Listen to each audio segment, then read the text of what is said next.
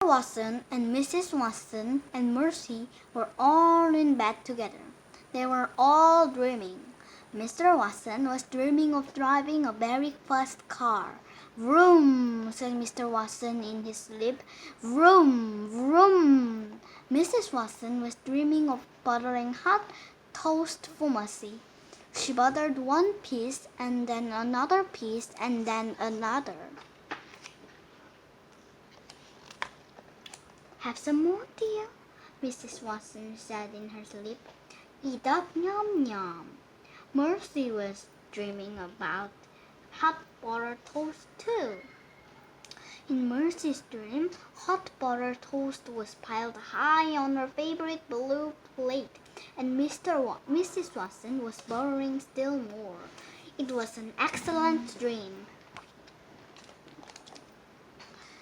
Mr. Watson says, "Have some vroom, vroom." Mrs. Watson said, "Have some more, dear." Mercy snuffled and chewed in her sleep. He is driving a car, vroom, vroom, vroom, vroom, and she says, "Have some more, dear," and she yum, yum, yum, yum in her sleep. Mr. Watson and Mrs. Watson and Mr. Watson and Mrs. Watson and Mercy were so busy sleeping that they did not hear the bed cracks. They were all so busy dreaming that they did not hear the floor move. We're gonna read chapter 3. It is too short for 2 chapters. I read chapter 1 and then tell you about chapter 2, but I think it is too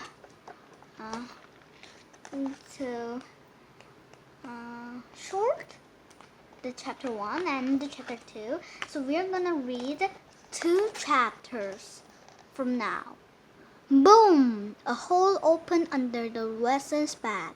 Crack! The Watson's bed fell into the hole. Mr. Watson woke up. Mrs. Watson woke up. Mercy woke up too. "What's the?" said Mr. Watson. "Oink," said Mercy. "It's an earthquake!" shouted Mr. Watson. "It's the end of the world!" "Nonsense," said Mr. Watson, but he did not sound very sure. He sounded frightened. Mercy, however, was not frightened. Mercy was hungry. "Oink," said Mercy again. She moved to the end of the bed. Boom! Crack! The bed fell a little farther into the hole in the ground. "Don't move," shouted Mr. Watson. "Whatever you do, don't move." Mr. Watson and Mrs. Watson and Mercy held very still. Mrs. Watson started to cry. "I know exactly what we must do," said Mr. Watson. "We must call the fire department. They will rescue us." "But you said we shouldn't not move," said Mr. Watson. "Mrs. Watson, how can we call the fire department if we cannot move?" Mercy recalled her lovely toast-filled dream. She wondered if there was any toast in the kitchen. While Mrs.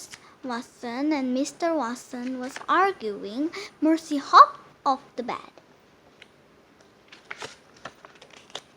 "Look," said Mrs. Watson. "Mercy had escaped." "She is going to find help," said Mr. Watson. "She is going to alert the fire department." Mercy left the bedroom at a gallop. She was in a hurry. She was on her way to the kitchen. She was looking for some toast. So we are going to read chapter 4 the next time. And bye-bye. See you at the chapter 4. Me at the chapter 4.